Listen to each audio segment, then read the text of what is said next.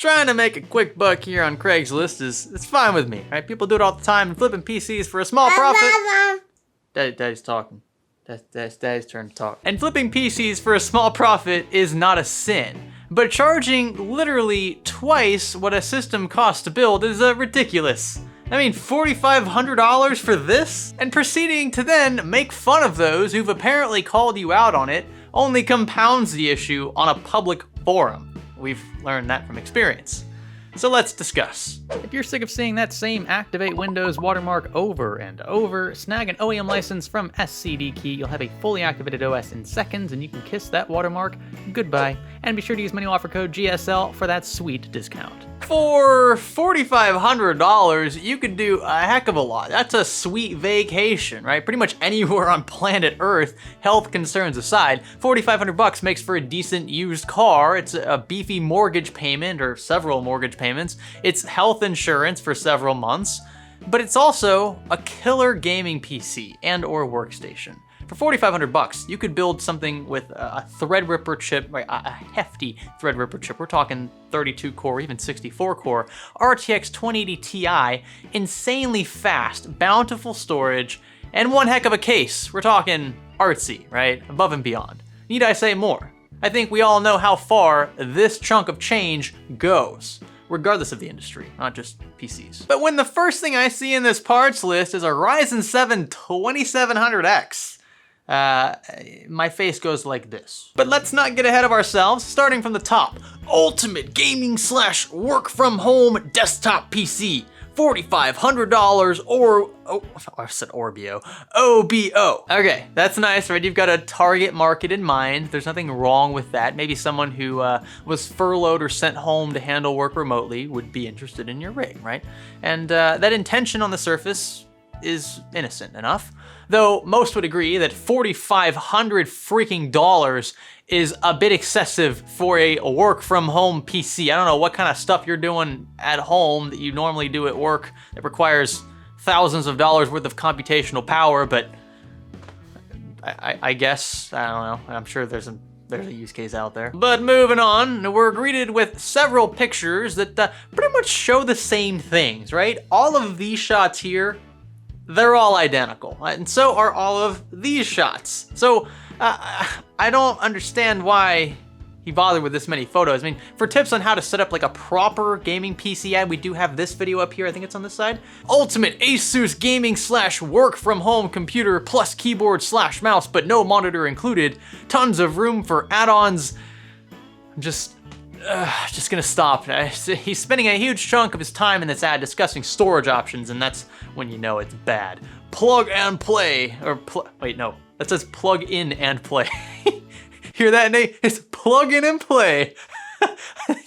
I'm being picky, right? He mentions Bluetooth, a remote for the LEDs. That's really about it for this entire chunk of words. And again, that's how you know this is going south pretty fast. I've heard literally nothing about performance, the games it can run, or other use cases, and that's usually what I see in ads like these. The operating system, Windows 10 Pro, okay. CPU, Ryzen 7 2700, we just mentioned. Extremely disappointing though in a $4,500 OBO system. Heck, even if he cut the price of this system in half, literally in half, I'd still be disappointed with only a 2700, seeing as though it's a used system. You could do much, much better. He's got 64 gigs of RAM from a company I've never heard of. Is that Oloy? Nonetheless, 64 gigs is far more than you'll need for gaming, which he's marketing this as, and that's excessive even for most folks working from home, like in workstation environments. No doubt he'll use this though to justify such a high asking price. Oh, it's got 64 gigs of RAM. Seen it more than once, folks. He's got a single 6TB hard drive in here, which is certainly no slouch, but still not rounding out that $4,500 ask. This 1TB NVMe right here seems fine enough. He's got an RTX 2080 Super for the Win 3 Ultra oh, that's actually not what that looks like in the photos. This is what it's supposed to look like, but doesn't actually look like that. Either way, it's a beefy card, right? Maybe it's just an RTX 2080 or something, but it's still not what I would expect to find, just a single one of those in a $4,500 build. In fact, I could fit a 2080 Ti into this system with a much better CPU for less than half of his asking price. But that's that's neither here nor there, right? His power supply seems fine. 850 watts is plenty. He likely won't even use half of that under full load, so I won't really complain there. Although I will say the G2 units are a bit old, seeing as though G3's been out for quite a while, and we even have G5. Those just hit the shelves. The motherboard is a tough X570 plus Wi-Fi from Asus, which is actually one of the cheapest X570 boards you could buy back when they were, you know, in stock. You can't really find them in stock now, but even if he was marking these up for the, you know, inventory shortages, nowhere near 4,500 bucks. Whoop-de-doo, what do you know? I'm sure you guys aren't surprised. He's got 8 custom fans in this thing, maybe worth a few $100. That's giving him the benefit of the doubt for used fans. A couple of optical drives. I don't know, holding everything together is the Fantex Entho Pro TG, right? These are worth around 100 to 200 bucks. I don't see anything wrong with the case, but again, we're really pulling at straws here to get anywhere close to 4,500 or OBO. The Cooler Master Devastator 3 gaming keyboard, it's worth about 40 bucks new on Amazon, so you should probably be paying a bit less for it in a used condition. And he doesn't even list the mouse's make and model, so it probably isn't worth much. Otherwise, he would have actually bothered. By the way, no monitor, like he said, is included with this sale, which doesn't help justify his price an ounce. It's all very disappointing. I mean, that's literally all he's including in this sale. Just the PC, which is underwhelming for the price in and of itself, and then just a couple of cheap peripherals. Yeah, whoop-de-doo. This is what it actually costs to build this system, by the way, and that's brand new, with a few assumptions about prices. Maybe some things aren't in stock, but I mean, and this isn't considering like any amount of depreciation, right? This is a used system with some clearly old components.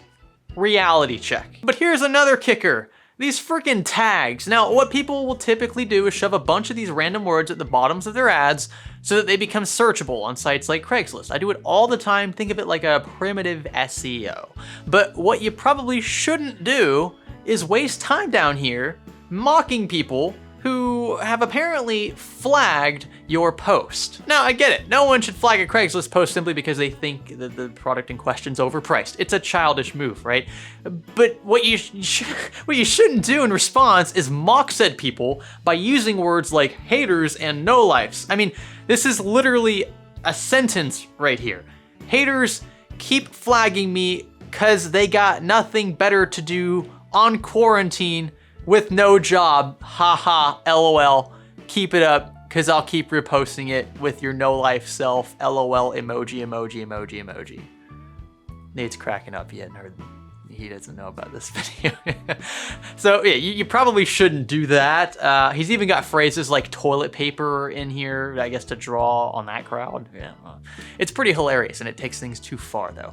You can't create an ad targeting quarantined people and then proceed to stereotype those same people with other quarantined people who apparently have no lives and no jobs. That isn't how you do it, that's not how you sell a system, and it leaves a sour taste in the mouth, right? It could mean the difference between actually making a sale and just inviting tons of trolls to lurk and, well, do what trolls do. So it's a bit of a double whammy here, I'm afraid. I mean, first of all, this list price has taken the space shuttle Atlantis to the moon, where it does not belong, for reasons we've already discussed. And second, you've decided to stoop below the level of the flagging trolls, which may inadvertently beckon more trolling. My suggestion would be to delete the post outright, take new photographs, reevaluate your pricing big time, cut the crap in the keyword section, and stick to what really matters in a system of this caliber. Gaming, editing, maybe some 3D modeling, maybe some intensive office work, compiling, it can all be done on a machine like this.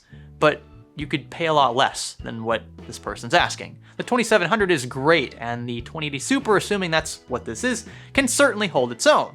It's one of the best graphics cards you can buy, in fact. He needs to ditch this virtually useless paragraph here, save a few sentences, a few of them are okay, and focus on what really matters when seen in the context of these specifications. With all of these things taken into account, I have no doubt the seller can turn this around. I highly doubt he or she will make any sort of profit on this system especially, but at least you'll be moving inventory and recouping some of that initial investment. Remember, the longer you wait, the cheaper your components become, and that's because tech moves really freaking fast, and you need to be on top of your game. Don't let silly antics and childish replies ruin your chance to recover cash. And if, for whatever reason, you can't escape these ridiculous flaggings that are taking down your posts, maybe contact Craigslist, maybe consider further reevaluating your prices. They're not gonna try to get you to sell it for nothing, but if they're still being hot and bothered, there's probably something wrong, especially if it's happening en masse. If it's the same person over and over, you probably just piss somebody off so much to the point where you're probably not gonna get rid of them anytime soon. Welcome to the internet in 2020. But it really takes a big man or big woman to do something like that. I don't mean physically big, I mean somebody who has they're able to reflect and take constructive criticism. Even if it's not constructive, they can still take the criticism to heart and adjust where they need to. And who knows, you probably sell the system if you fix things, and then you'll be the one who laughs. If you guys enjoyed this video, give it a thumbs up, consider subscribing, and I will catch you in the next one. My name is Greg, my camera battery is almost dead. Thanks for learning with me.